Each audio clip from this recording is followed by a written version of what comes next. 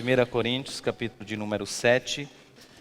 Nós vamos estudar esse texto hoje. A razão pela qual eu pedi que as crianças pudessem estar separadas é que nós vamos tratar de alguns assuntos bem mais adultos e eu queria então ter a liberdade da gente tratar com maturidade essas questões. E eu queria então respeitar os pais, que cada um acha qual é o melhor tempo de falar sobre esse assunto com os filhos. E aí assim a gente também aqui tem liberdade de tratar de forma com maior tranquilidade sobre esse assunto que é ligado à sexualidade e à espiritualidade. O texto que eu vou expor para vocês hoje, 1 Coríntios capítulo de número 7, é um texto longo, então nós vamos lê-lo enquanto a gente expõe o texto, tá? Eu vou ser bem rápido na minha tentativa de exposição, porque o texto tem muitas coisas e eu tenho pouco tempo. Então eu lamento, não dá para... Seria ótimo se eu pudesse dividir essa mensagem em 2 ou talvez até 3, mas como é um argumento que a gente precisa entender no todo, então por essa razão eu resolvi a gente expor esse texto de uma vez só, tá? É evidente que por isso algumas questões nós vamos ter que passar rapidamente, não vamos entrar a fundo em algumas questões. Eu gostaria muito de poder entrar a fundo em algumas questões, mas nós não teremos tempo para isso. A beleza exegética também desse texto, mas nós também vamos às vezes dar alguns flashes, mas não teremos condições de entrar a fundo em alguns aspectos. Espero que Deus nos dê graça para que a gente tenha condições de entender esse texto. Para isso eu queria então te convidar para que você baixasse sua cabeça. Nós vamos falar ao Senhor e vamos pedir a ajuda dEle. Senhor, nós temos aprendido aqui que não é pela sabedoria humana, pelos dotes humanos, que a Tua palavra se torna eficaz no coração dos Teus servos. De nada adianta tudo o que nós venhamos a dizer, a maneira como nós venhamos a dizer, os recursos que nós venhamos a usar, se o Teu Espírito Santo não trabalhar em nós e através de nós.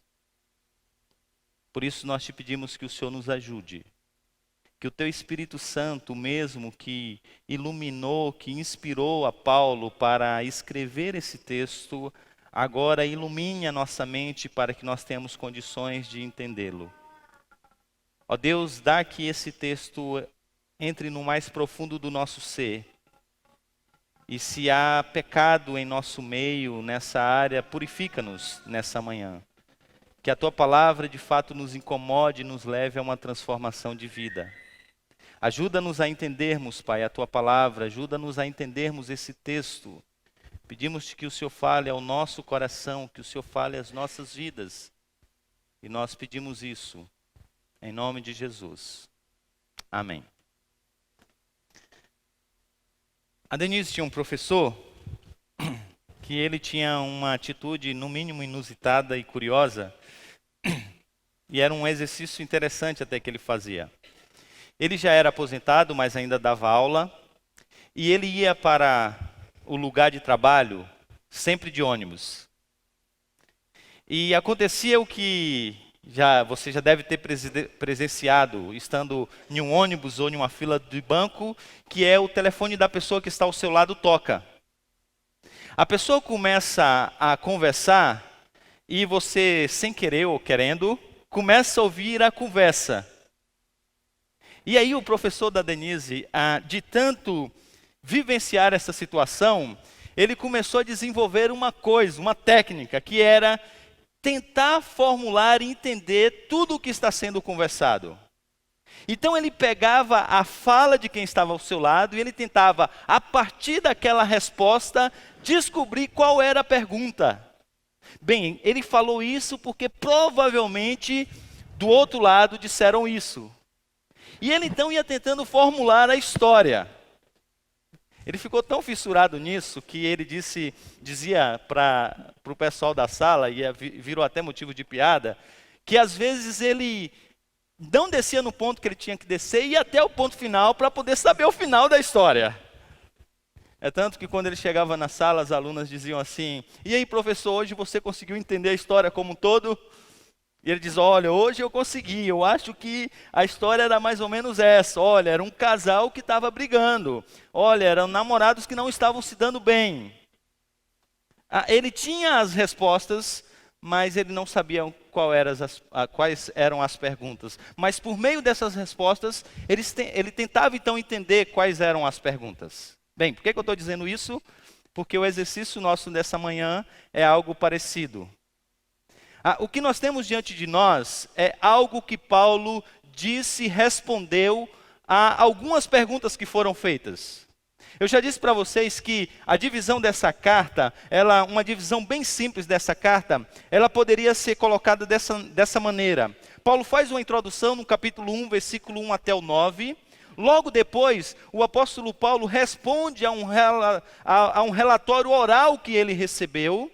E agora, do capítulo 7 até o final da carta, antes da conclusão, Paulo está respondendo a perguntas feitas por meio de cartas.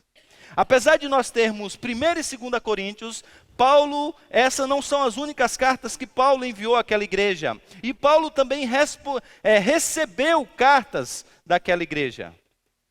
Então ele recebeu um relatório oral e ele responde a esse relatório oral do capítulo 1, versículo 10 até o capítulo 6, versículo 20. E agora, do capítulo 7, ele começa a responder as perguntas que foram enviadas a Paulo por meio de uma carta. E o que a gente tem no capítulo de número 7, a partir do capítulo de número 7? As respostas de Paulo. E o que nós não temos? Quais foram as perguntas? E para entender o que Paulo está dizendo, nós precisamos então voltar para compreender quais foram as perguntas. E pelas respostas, a gente pode começar a ter algumas ideias, ter algumas coisas em mente de como foram as perguntas. Uma coisa, os estudiosos eles já chegaram à conclusão. Que Paulo, na verdade, ele está aqui no capítulo de número 7, de forma muito específica, respondendo perguntas que elas surgiram de um problema, o problema filosófico que havia naquela igreja. Eu disse para vocês, e a gente tentou explicar isso no último sermão, que aquela igreja ela estava sendo invadida por um pensamento filosófico que dividia a realidade em 2 pavimentos. Platão tinha escrito na República um mito que é conhecido como o mito da caverna. Essa imagem que vocês observam projetada explica um pouco de como é esse mito. Se vocês olharem bem, vocês vão observar que sentado ali na caverna, algumas pessoas. Então observe aqui, por exemplo, que aqui estão algumas pessoas sentadas. E essas pessoas, elas estão olhando, elas estão vendo algumas coisas. Só que tudo isso que essas pessoas estão vendo, isso não é a realidade. Isso são, na verdade, apenas sombras de coisas que estão sendo projetadas.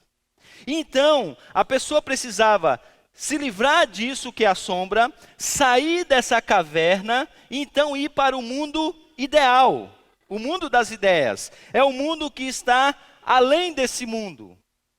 E aí então eles dividiam a realidade em 2 pavimentos. O pavimento de cima, que estava ligado a questões espirituais, que estavam ligadas às questões da alma, e o pavimento de baixo. E nesse pavimento de baixo, nós tínhamos então as coisas relacionadas à vida. E tudo que era espiritual, que não era palpável, era bom. E tudo que era material, palpável, inclusive o corpo, era mal. Tomados por essa filosofia, eles começaram a desenvolver, essa filosofia trouxe implicações práticas para a vida da igreja. A primeira delas, a gente viu na semana passada.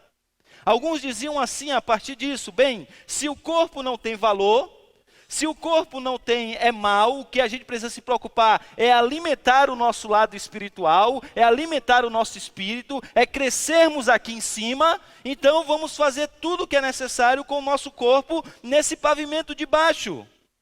Por isso eles diziam então, todas as coisas não são lícitas, todas as coisas não são permitidas. Paulo diz, epa, as coisas não são bem assim.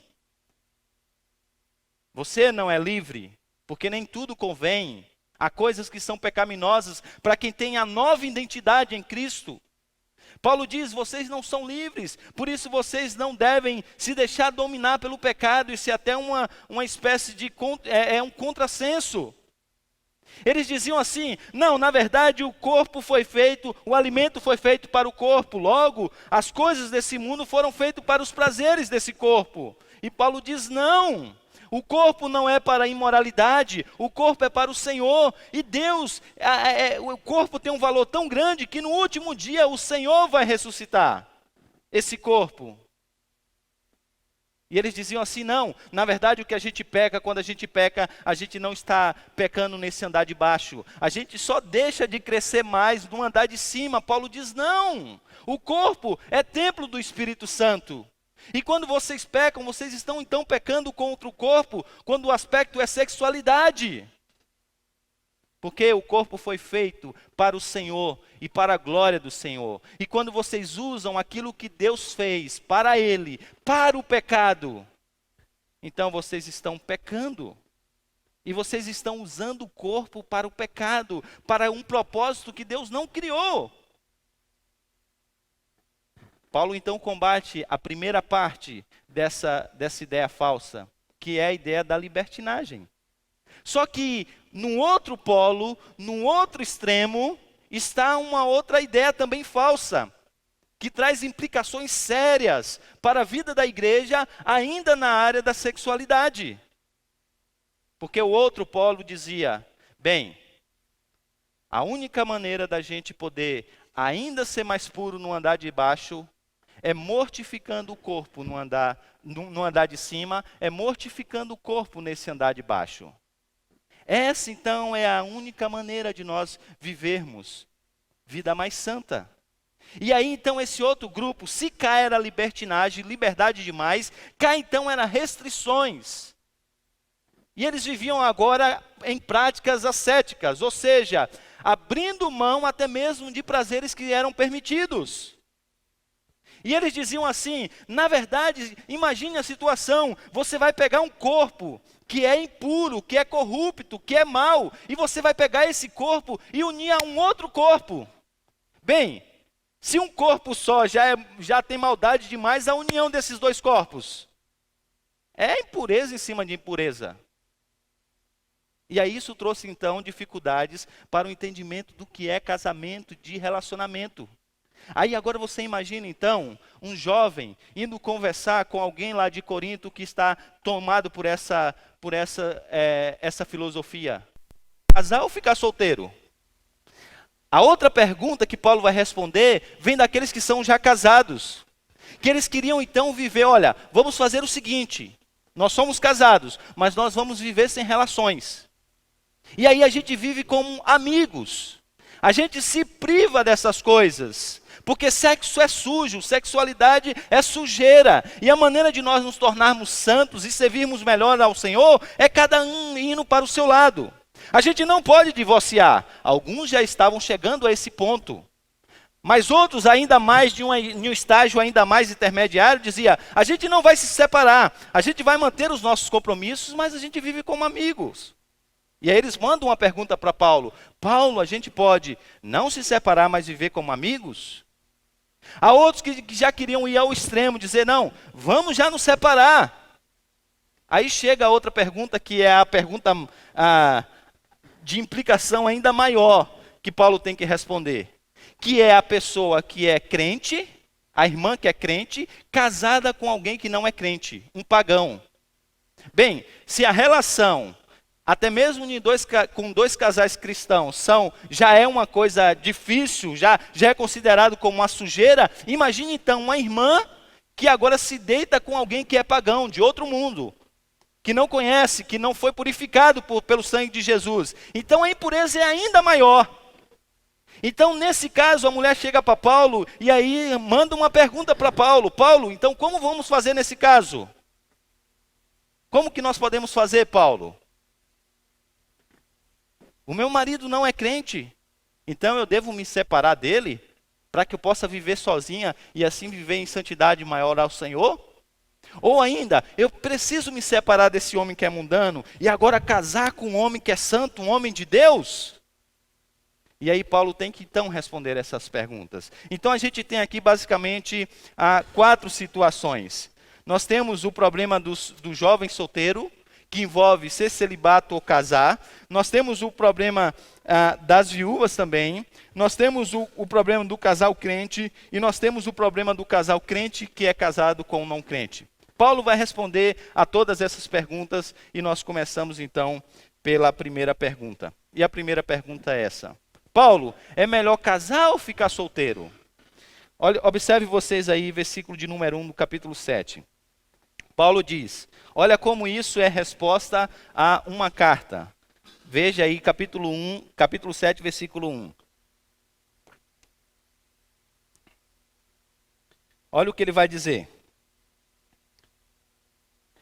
Quanto aos assuntos sobre os quais vocês me escreveram, ou seja, quanto àquilo que vocês escreveram para mim por meio de carta, é bom que o homem não toque em mulher. Aqui há uma dúvida entre os estudiosos se Paulo está afirmando isso ou se isso era mais um slogan dos coríntios. A maioria dos comentaristas entendem que essa é uma citação direta que o apóstolo pega da carta e agora joga na sua carta para responder essa questão. E ele concorda em parte com essa ideia. Ele diz assim: quanto ao assunto que vocês me escreveram, é bom que o homem não toque em mulher. Aqui a gente tem um eufemismo, que é a ideia de suavizar a ideia, tá? Tanto no grego como a tradução em português colocou em termos suaves. O que está escrito aqui mesmo, a ideia original é, Paulo, é bom que o homem não se relacione sexualmente com a mulher. É isso que eles estão dizendo. Eles estão dizendo: olha, Paulo, é bom que o homem não se relacione sexualmente com a mulher, e assim ele vai ser mais santo. É isso mesmo? Esse é o caminho? E aí o apóstolo Paulo vai responder: olha, mas por causa da imoralidade, cada um deve ter a sua esposa e cada mulher o seu próprio marido. Então Paulo vai dizer: olha, de fato, ele está conversando aqui, a resposta inicial é em relação aos solteiros. Paulo diz: olha, há um aspecto bom no celibato, mas esse celibato ele não é para todos. E por causa da imoralidade, quem não tem esse dom precisa se casar. Isso ele vai desenvolver, essa ideia ele vai desenvolver um pouco mais à frente. E agora eu queria que você adiantasse os seus olhos, por favor, até o versículo de número 7. Olha o que ele diz: gostaria que todos os homens fossem como eu. Ou seja, a gente não sabe se Paulo era o estado de Paulo. É bem provável que ele tenha sido casado, mas tudo isso é probabilidade, e de duas uma, ou ele foi abandonado pela mulher, ou a sua esposa morreu e ele é viúvo. Ou ainda a possibilidade menos provável é que ele nunca foi casado. Mas o fato é que Paulo está dizendo: é bom que alguém seja como eu sou, sozinho. Mas cada um tem o seu próprio dom da parte de Deus. O que ele está dizendo? O que ele está dizendo? Ele está definindo a ideia de celibato. Ele diz: alguns podem viver a sós, podem curtir a sua solteirice. E seria bom se alguns pudessem fazer isso, mas isso não é para todos. E ele continua: digo, porém, aos solteiros e às viúvas, é bom que permaneça como eu, mas se não consegue controlar-se, devem casar-se, pois é melhor casar-se do que ficar ardendo em desejo. É o que ele disse lá no versículo 1 e 2. Ele disse: é bom que o homem não toque em mulher, é bom que o homem fique só. Só que eu preciso ser realista. Vocês estão vivendo em um mundo de imoralidade. E nesse mundo de imoralidade, quem não tem esse dom do celibato, pode não aguentar as pontas. Por isso, se você não tem um dom, então você deve casar. Mas se você tem esse dom e você pode ficar sozinho, então você assim o faça. Por quê? Ele vai então dizer, leve os seus olhos, por favor, versículo de número 25. Versículo de número 25. Quais são os benefícios de estar na sua solteirice, de viver sozinho? Ele vai dizer: Quantas pessoas virgens não têm o mandamento do Senhor? Quando Paulo diz não tem o mandamento do Senhor, ou quando ele diz digo eu e não o Senhor, Paulo não está se colocando, os liberais vão dizer que isso aqui é a prova de que Paulo não era inspirado. Não, essa não é a ideia. A ideia do texto é o seguinte, ó, quanto ao Senhor, o que o Senhor já disse, eu vou apenas citar. O que o Senhor não disse, eu vou dizer de forma autoritativa como apóstolo. É isso que ele está dizendo. Ele diz, eu não tenho o mandamento do Senhor, ou seja, o Senhor não falou isso, mas dou meu parecer. Eu digo eu, não o Senhor. Pela misericórdia de Deus, que pela misericórdia de Deus, o seu dizer é digno de confiança. Versículo 26. Por causa dos problemas atuais, penso que é melhor que o homem permanecer como está. Você está casado? Não procure separar-se. Está solteiro? Não procure esposa. Mas, se vier a casar-se, não comete pecado. E se a virgem se casar, também não comete pecado. Mas aqueles que se casam enfrentarão muitas dificuldades na vida. E eu gostaria de poupá-los disso. Ou seja, o que Paulo está dizendo aqui? A ideia é o contexto de que ele está vivendo. Paulo está apresentando o contexto que ele está vivendo. E o contexto é o seguinte, o reino de Deus já foi inaugurado. Isso quer dizer que a vida aqui é passageira e a gente precisa viver na perspectiva do céu. E Paulo diz, se você pode ser solteiro para viver a sua vida na perspectiva do céu, ok.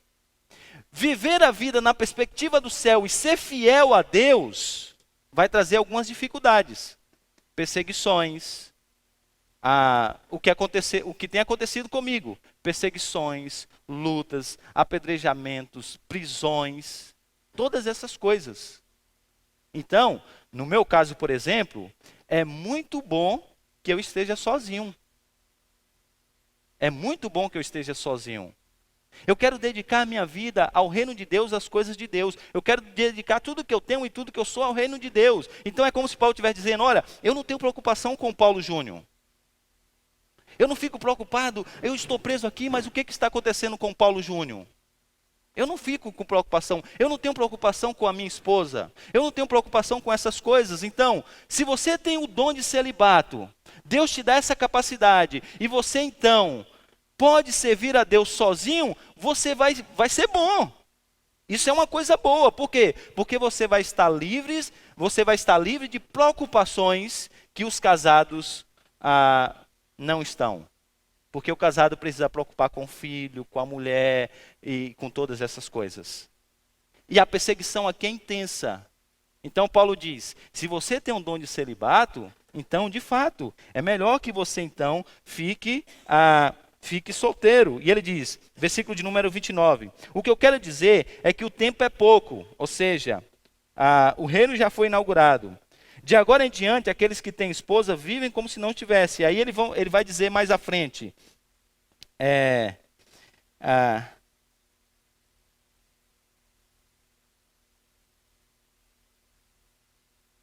versículo de número 37.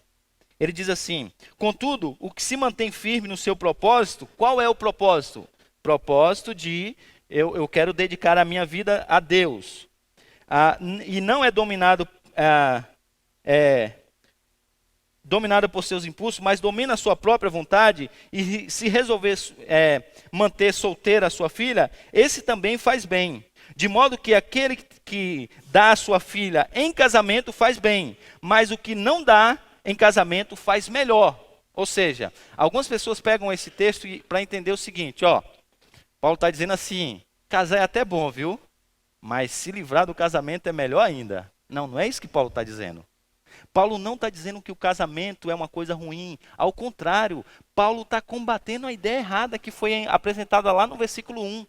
Porque eles disseram assim, é bom que o homem não toque a mulher, ou seja, não viva com mulher, não se relacione com mulher.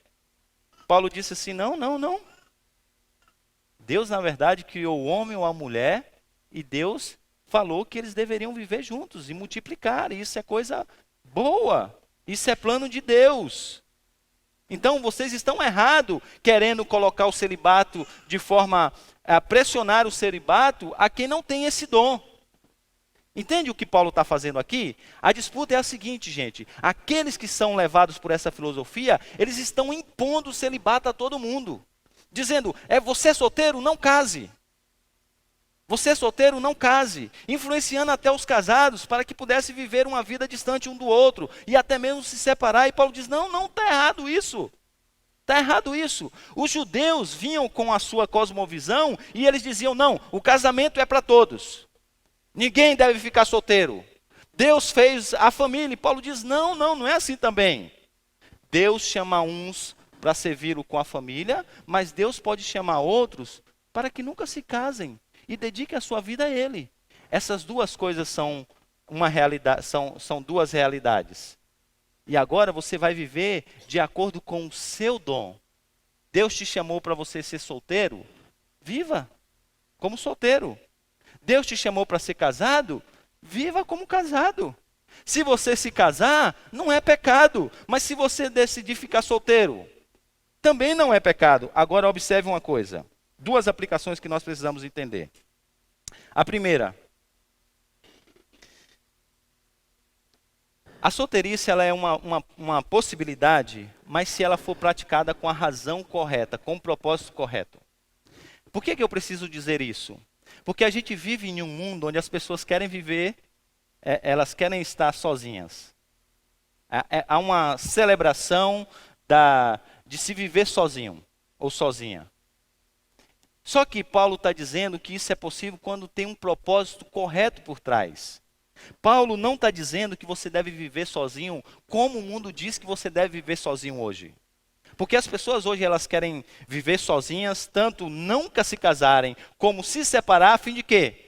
Preciso ter o meu espaço, não quero me submeter a ninguém, eu não aguento vida a dois. Paulo diz, não é por isso. Não é por isso. Você pode sim, se Deus te chamou para você viver na sua solteirice, para servi-lo, então você pode fazer isso. A motivação é que Paulo está trabalhando aqui. E a motivação é exatamente servir ao Senhor. Paulo está dizendo, se você quer dedicar a sua vida ao Senhor, e você não quer ter família, a fim de se dedicar ao Senhor nesse tempo de perseguição, então você pode. Você pode. E se você fizer isso, na verdade, Paulo diz, você vai se livrar de uma série de dores de cabeça que os casados têm. Então, por isso que isso precisa ser entendido dentro do seu contexto. Há uma outra coisa que nós precisamos entender. E agora, há aqueles que estão namorando. Paulo disse que se você não tem esse dom, então você realmente quer namorar, e se você começar a namorar, então se apresse em casar. É isso que Paulo está dizendo. Paulo disse, olha, se você não tem esse dom, então case. Porque é melhor você casar do que você viver ardendo em ciúme e aí você cair num pecado de imoralidade. Então aqui, preste atenção nisso, principalmente aos jovens que estão namorando. Isso nos traz alguns princípios em relação ao namoro. Primeiro, namoro não pode ser de muito tempo. Se você namora por muito tempo, você tem a possibilidade de cair na imoralidade. Porque você vai estar ardendo em desejo. Porque se Deus não te deu o dom de celibato, você tem um desejo no seu coração. E esse desejo agora já pode se tornar pecaminoso e te levar a pecar.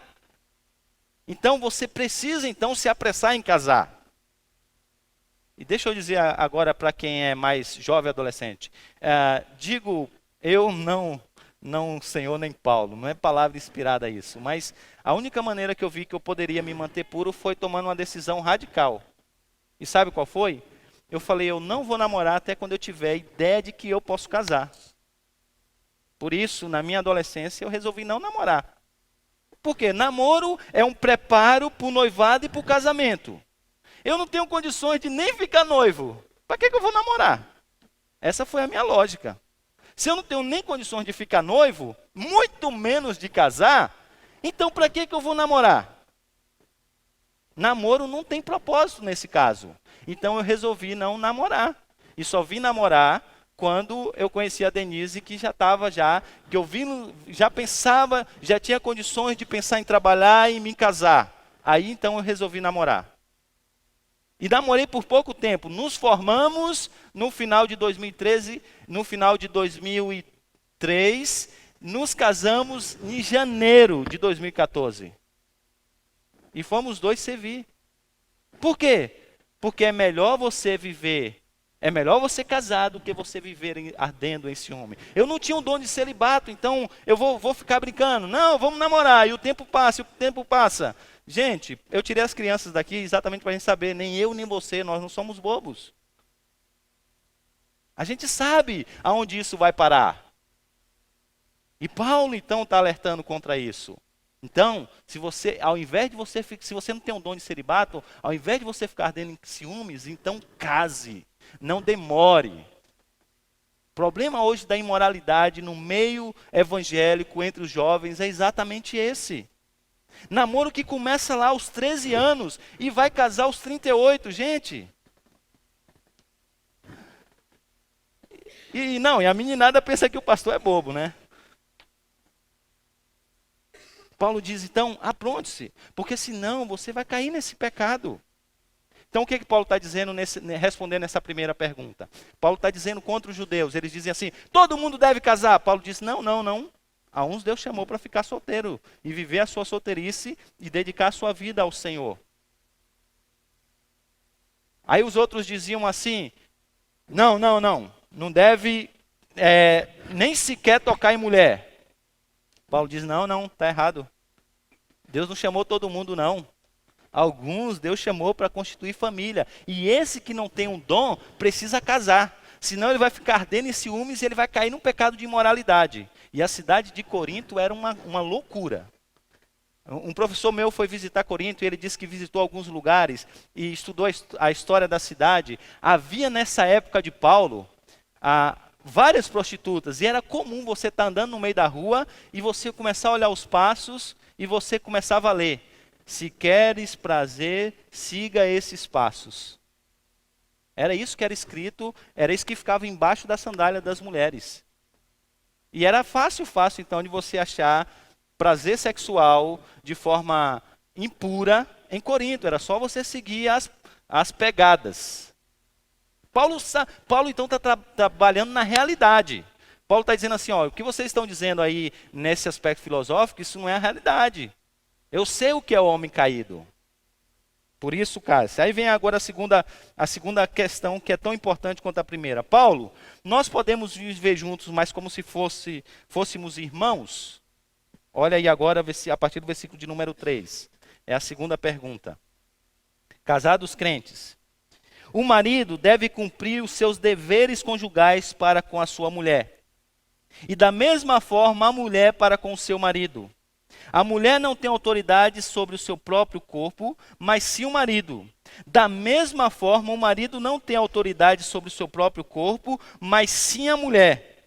Aí ele diz, olha versículo 5, não se recusem um ao outro, exceto por mútuo consentimento e durante certo tempo para se dedicarem à oração. Depois, una-se de novo, para que Satanás não os tente por não terem domínio próprio. Aí ele termina dizendo, digo isso como concessão e não como mandamento. Qual é a pergunta que Paulo está respondendo aqui? É exatamente essa. São os casados que eles falam assim, olha, nós não vamos nos separar, mas nós vamos viver distante um do outro. Nós vamos viver distante um do outro, e assim a gente vai purificar a nossa alma, e assim a gente não vai unir esses dois corpos impuros. E Paulo diz, não é assim não. Você, se tivesse o dom, você poderia não ter casado. E aí Paulo vai usar, gente, palavras das finanças. Paulo vai dizer assim, na verdade, você tem uma dívida com a sua esposa, e você, esposa, tem uma dívida com o seu esposo. Não há escolha. Você tem dívida. Se você casou, você não pode se privar. É isso que Paulo está dizendo. Paulo está dizendo, vocês estão querendo viver separados? Não, isso é errado. Não é só a filosofia que está errada na cabeça de vocês. A prática que essa filosofia está levando vocês é totalmente errada. Vocês não podem privar um ao outro. Não podem. E ele diz assim, ó, não se recusem um ao outro. Aí ele só dá exceção.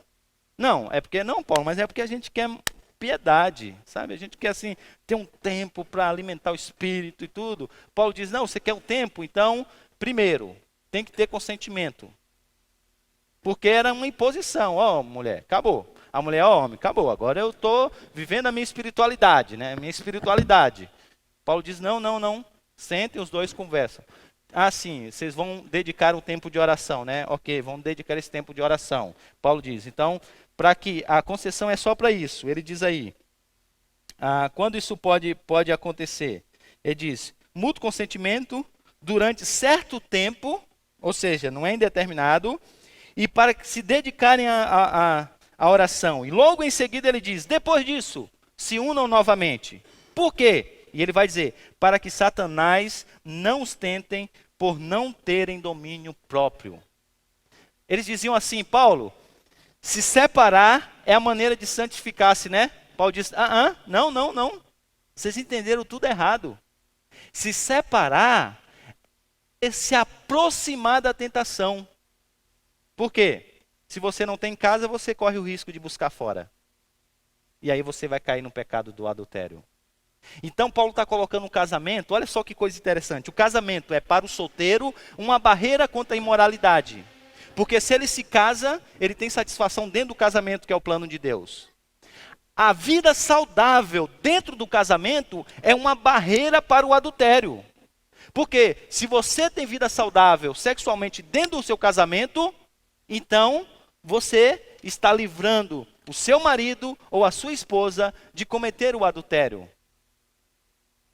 Paulo diz, por isso que vocês não podem ficar distantes. Porque se vocês ficarem distantes, Satanás pode tentar vocês. Satanás pode tentar vocês. E vocês podem cair, então, nesse pecado. Não fique por muito tempo. Não fique por muito tempo. Ele diz isso. E aí a gente precisa aprender uma coisa aqui, que exatamente isso, o casamento é um escudo protetor que deve ser usado de forma eficaz contra as sutilezas do diabo. Recusar usar esse escudo, que é a vida sexual plena diante de Deus, é exatamente usar essa providência divina para não cair em pecado. É exatamente isso que Paulo está dizendo. Agora eu preciso dizer uma coisa aqui, para que pessoas não me entendam mal. Que alguém pode pensar assim, poxa, né? Então quer dizer que fulano de tal escorregou porque alguém provocou, né? Ou esposo ou a esposa. Lembra também que isso ajuda, mas o problema está onde? No coração. Por isso que eu fiz questão de ler o texto na liturgia. Que Deus não nos permite ser tentados, até esse tipo de tentação, que a gente não possa vencer em Cristo. A gente não vence, a gente cede, porque o nosso coração é pecaminoso. Porque a gente pode vencer, até mesmo quando isso acontece, a gente consegue vencer. Mas para que você não leve isso ao extremo e à dificuldade, então Paulo está dizendo, resolva esse problema em casa. Tá? Resolva esse problema em casa. Aí vem agora o versículo 10 e 11, que é um versículo que não tem muito o que dizer, porque é uma coisa quase que já conhecida por todos. Que é em relação ao divórcio. Versículo de número 10. É dito assim, aos casados dou este mandamento, não eu, mas o Senhor. Ou seja, Paulo diz, quanto a isso eu não tenho o que dizer, eu vou só dizer o que Cristo já disse. O que foi que Cristo já tinha, qual o mandamento que ele já tinha dado? O mandamento que Cristo tinha dado é, aquilo que Deus juntou, não se separe o homem. Ponto. Ou seja, Cristo já tinha dito, não ao divórcio. Tá? Paulo só está replicando.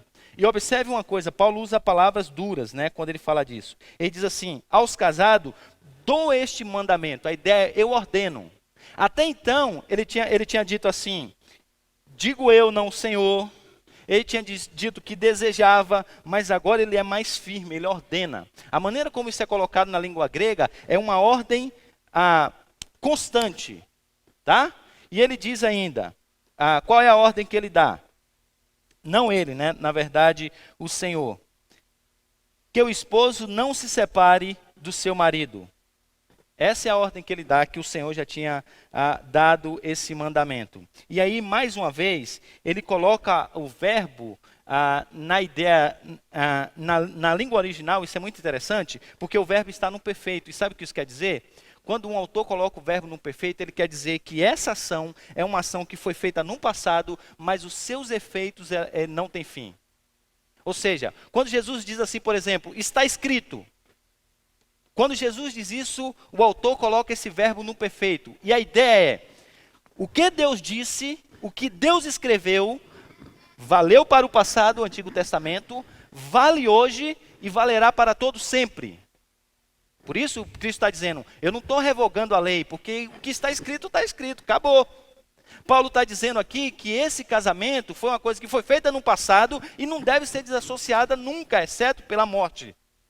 Paulo, então, simplesmente replica aquilo que o Senhor Jesus já tinha dito. Versículo número 11, mas se o fizer, que permaneça sem se casar, ou então reconcilie com o seu marido. E o marido não se divorcie da sua esposa. Ele coloca os dois de igualdade aqui. Ele diz assim, olha, se vier a acontecer, então busque reconciliação. Paulo está dizendo que a reconciliação é o melhor caminho. É o melhor caminho em todos os casos, mesmo que seja em caso de adultério ou qualquer outra coisa. Paulo diz, busque então a reconciliação. E por que Paulo está dizendo para buscar a reconciliação? O divórcio sempre representa um fracasso no ideal de Deus. Porque o que Deus uniu, não se separe o homem. Então, o divórcio sempre houve um fracasso do casal nesse ideal de Deus. E agora o que fazer então se você é um divorciado ou uma divorciada? Agora a única solução para você é a solução para todos nós. É ir para a cruz. Confessar e pedir a Deus que tenha misericórdia e que te ajude. É isso que Paulo está dizendo. E aí a gente chega na última resposta. Eu estou um baiano hoje falando que nem paulista. Eu acho que eu já falei até mais rápido do que o pastor Heber. Vamos lá. A última coisa. Que é o casal crente com o casal não crente. O problema é o mesmo, tá? E aí, Paulo, meu homem é um ímpio. Vou me separar desse homem. Aí Paulo diz, não é bem assim. Ele diz assim, a partir do versículo de número 12. Aos outros, eu mesmo digo isto, não Senhor. Ou seja, Cristo não disse isso, mas eu, como apóstolo, debaixo da sua autoridade, agora estou dizendo. Se o irmão tem uma mulher descrente, e ela se dispõe a viver com ele, não se divorcie dela. Ou seja, mantenha o casamento. E se a mulher tem um marido descrente, e ele se dispõe a viver com ela, não se divorcie dele. Paulo está dizendo, não se separe. Paulo, mas e agora, Paulo? Eu sou puro e ele é um impuro. O que vai ser desse casamento? E as maldições de Deus? E os nossos filhos? São as perguntas. Aí Paulo vai responder cada uma delas. Pois o marido descrente é santificado por meio da mulher. A ideia aqui não é que o marido descrente vai virar um crente, sabe? A mulher vai trabalhando, ele vai se santificando, e ele vai ser santo e vai para o céu por meio da mulher. Não, não é isso. A ideia é que a presença da mulher ou do marido, nesse relacionamento de julgo desigual, santifica o outro. Um santifica o outro. Como? O testemunho dela proclama a glória de Deus. As atitudes dela apresentam uma nova maneira de ver a vida. E esse lar é abençoado por meio dessa pessoa que é de Cristo. Então, Deus abençoa a família por meio desse. Então, nesse sentido, um casal de um crente com um não crente, essa família recebe, e o não crente recebe de tabela, de algumas bênçãos que Deus tem para o seu povo.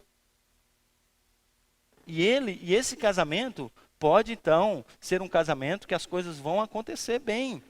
Paulo, e quanto aos filhos, não se preocupe. Por você, eles podem ser inseridos na aliança. Por você, eles podem fazer parte da aliança. Ele vai dizer isso. Pois o marido descrente é santificado por meio da mulher e a mulher descrente é santificada por meio do marido. Se assim não fosse, seus filhos seriam impuros, mas agora são santos. Então ele vai dizer, os filhos também podem ser inseridos no pacto. E aí o versículo de número 15. Todavia, se o descrente se separasse, se ele quer se separar, então que ele se separe, que ele se aparta. Em tais casos, isso aqui seria o abandono do lar, o irmão ou a irmã não fica debaixo de servidão. Ou seja, ele quer ir embora, ele não aceita a minha fé e ele decidiu ir embora. Paulo diz, então tá bom, você não pode dizer que, você não pode segurá-lo. Deus nos chamou a vivermos em paz, ou seja, você não pode segurar. E o que levaria a mulher a insistir nesse casamento? O que levaria ela seria dizer assim, não, eu vou ficar um pouco, porque quem sabe ele não vai conhecer. Paulo diz, não por isso. Porque você, mulher, como sabe que salvará o seu marido? Ou você, marido, como sabe que salvará a sua mulher? Mas de qualquer jeito ele diz ainda, olha, que o que tenho de dizer para você é que você não se separe. Lute pelo seu casamento, porque esse é o plano principal. Se ele quer ir embora, insista para ele ficar. Mantenha o seu relacionamento, lute pelo seu casamento. É isso que Paulo está dizendo. Agora, se não tiver jeito nenhum, não tem jeito nenhum, aí então a interpretação mais coerente, a interpretação mais aceita, é então que essa mulher então seria desobrigada desse marido. Mas isso só no último caso, ela deveria lutar até o final pelo seu casamento.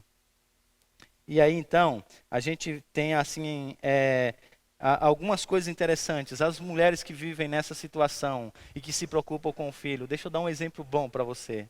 Talvez isso traga esperança à sua alma. Timóteo, pastor auxiliar de Paulo, era filho de uma mãe temente a Deus e de um pai pagão. E aí a mãe ensinou as coisas a Timóteo, juntamente com a mãe dela, a avó de Timóteo.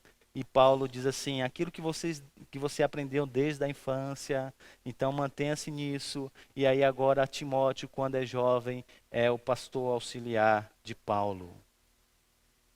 Mesmo sendo filho de um pagão. Mas a mãe cristã e temente a Deus, trouxe santidade àquele lar. E agora Timóteo faz parte da aliança.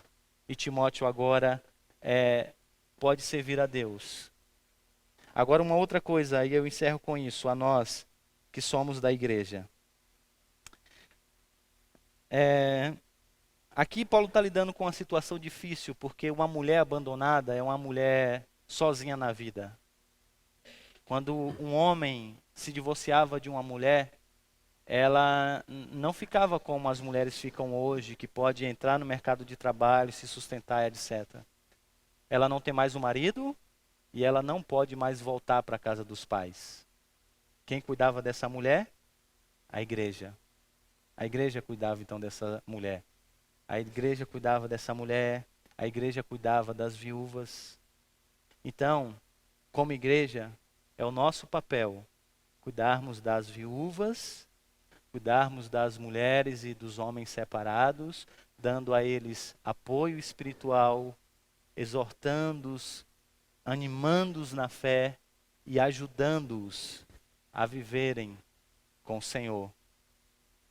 É o nosso papel. Aqueles que vivem sozinhos, aproveite esse tempo que Deus tem te dado, então, para você poder servir ao Senhor com o tempo a mais que você tem. E aqueles que ainda vivem sozinhos também, por uma razão ou outra, entendam uma coisa: Deus cuidará de todas as necessidades e vocês nunca estão desamparados. Aos viúvos, às viúvas, aqueles que são separados, vocês têm alguém que cuida de vocês. E pela sua graça, a gente pode agora ser enxertado na família da fé e a gente pode viver como uma única família. Como uma única família. Deus nos deu uma família, e essa família é a igreja. E nós precisamos então aprender a cuidar uns dos outros. Esse é o nosso papel. Esse é o nosso papel. Orar junto, chorar junto pelos pecados, exortar um ao outro e animar um ao outro. Que Deus nos ajude. Baixe sua cabeça, vamos orar.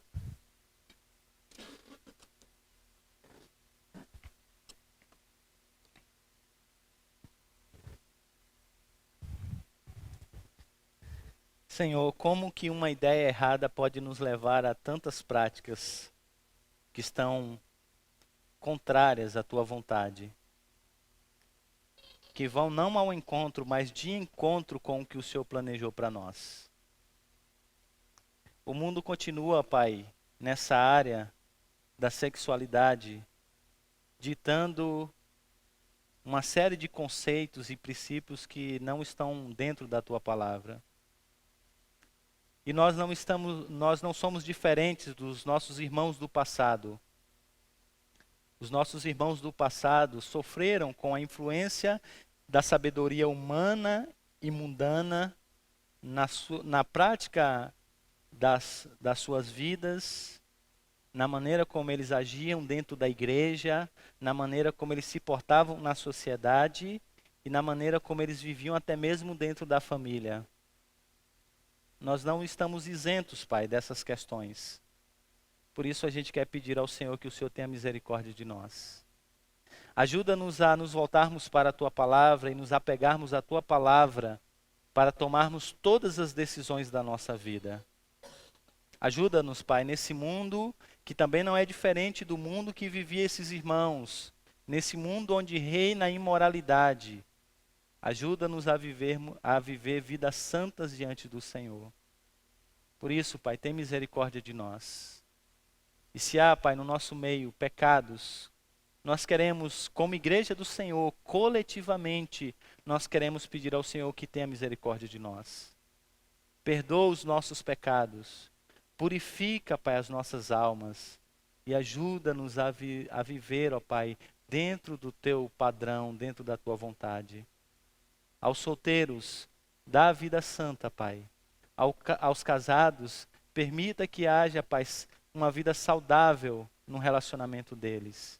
Aqueles que estão sós, as viúvas, aqueles que estão separados e separadas.